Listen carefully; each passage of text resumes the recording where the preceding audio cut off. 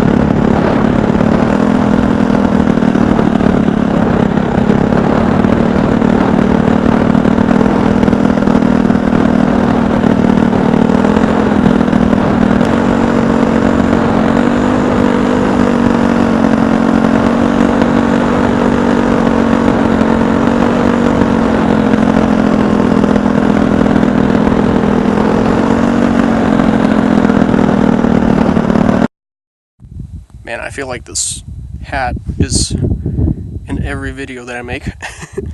Anyway, so that was interesting. So I was flying, and it was great. It was beautiful. I was having a really good time, and there was good lift from the ridge and from the river and stuff.